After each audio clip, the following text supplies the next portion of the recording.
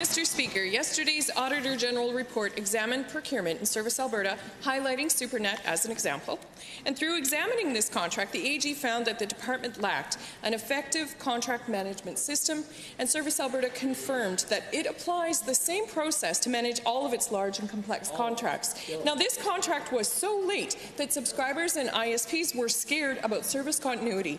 To the Minister of Service Alberta, how many other large and complex contracts does Service Alberta manage with this flawed process? The Honourable Minister of Service Alberta.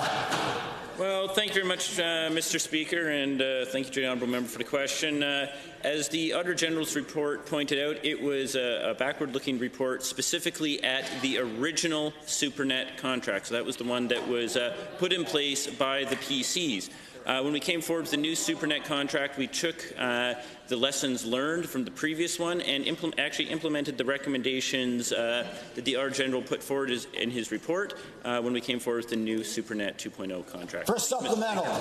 Thank you, Mr. Speaker. That actually wasn't an answer. Given that the Auditor General found in 2018 that parties to contracts are not interpreting terms and conditions consistently, and given this exposes the government to unnecessary risk, what specific measures has this minister taken to improve Service Alberta's capacity to learn and ensure that flawed processes and unaccountable outcomes don't occur in the future? Honourable Minister.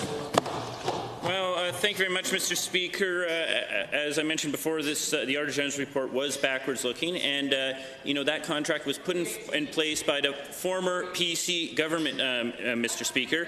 So as we go through in Service Alberta, we have taken steps to fix the PC waste and bad mismanagement that was in there before. Thank goodness that Albertans rejected that poorly constructed and largely mismanaged contracts that the previous government was known for by electing an NDP government, and hopefully they'll do it again in the upcoming election, Mr. Speaker. Second supplemental.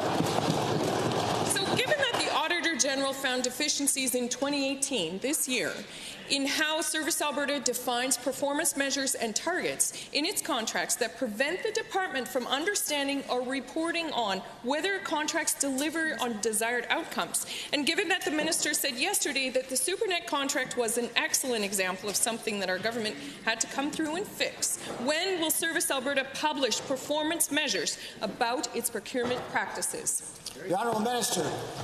Well, thank you very much, Mr. Speaker. As the member pointed out, I am going to be making public the new SuperNet contract as soon as the deal is finalized and the assets are transferred over to Bell, Mr. Speaker.